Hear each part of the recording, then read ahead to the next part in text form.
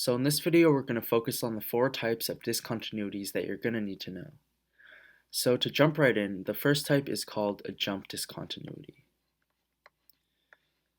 And this is when the left and right side limits don't equal each other. So the limit as x approaches a point A from the left of f of x doesn't equal the limit as x approaches A from the right of f of x. So to help you visualize, if we have the point A somewhere over here and we have a piecewise function,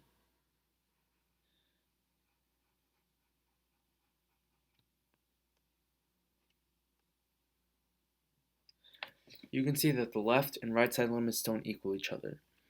So on the left side, the limit would be evaluated at this y value, whereas on the right side, the limit would be evaluated at this y value up here. So that's basically what a jump discontinuity is.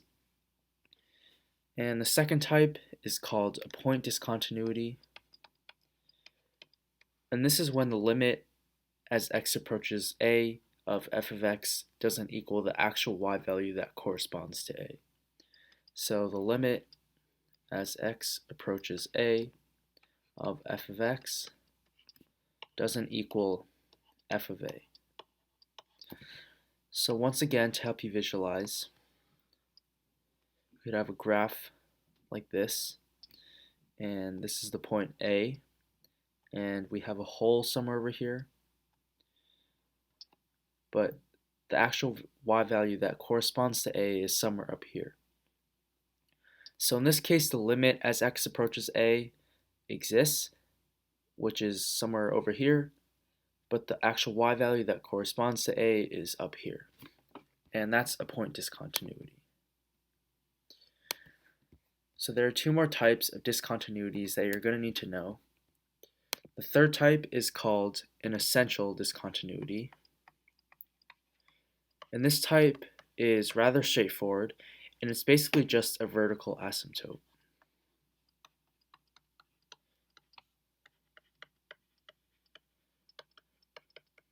And an asymptote is just a value that a function approaches and gets really close to but never actually touches. So to help you visualize, if we have the point A right here and the function looks something like this,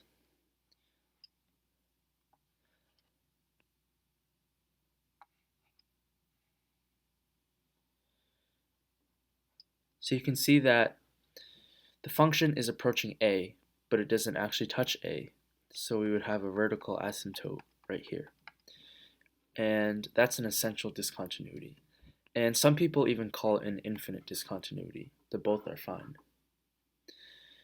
And the fourth and final type is a removable discontinuity.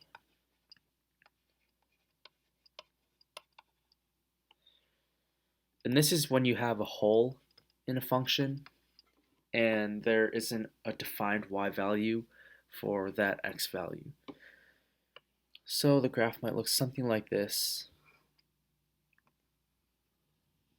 And this is the point A, and we have an open circle right here, and the function continues on.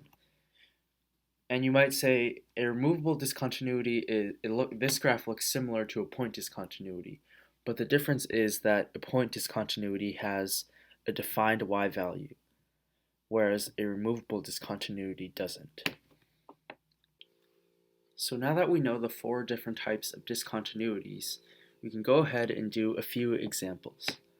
So for our first example, let's say we have the function f of x, and it's a piecewise function, and it's equal to x plus 3 when x is less than or equal to 2, and it's equal to x squared when x is greater than 2. So the first thing we're going to do is graph this function. So 2 is right here, and the graph might look something like this. So that's x plus 3, and x squared is going to look like this. And then we're going to evaluate the left and right side limits. So the limit as x approaches 2 from the left of f of x. And to evaluate that, we're just going to plug in 2 to x plus 3, because x plus 3 is for all x values less than or equal to 2, and we get that 2 plus 3 equals 5.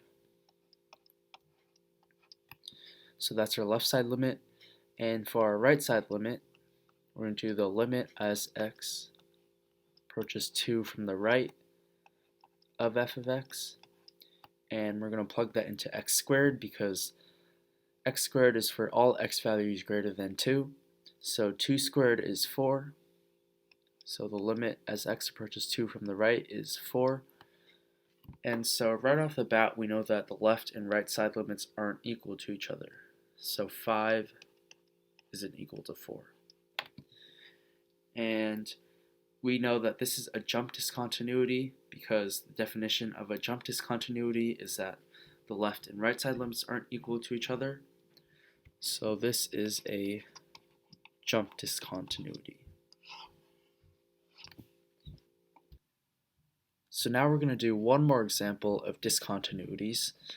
So say we have another piecewise function f of x equals x squared when x is not equal to 2, and f of x equals 5 when x is equal to 2.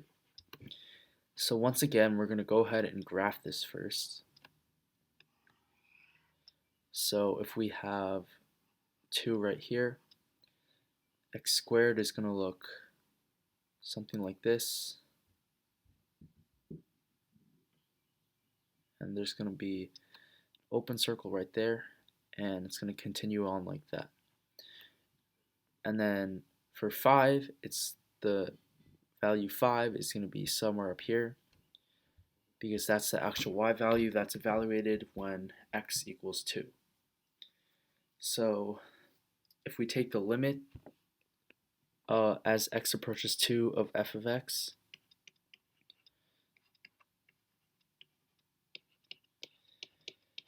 we can see that the left side limit and the right side limits are going to be equal.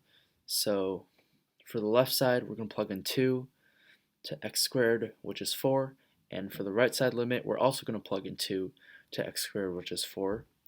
So this limit is going to be 4. But the actual y value that corresponds to 2 is 5. So we know that 4 is not equal to 5.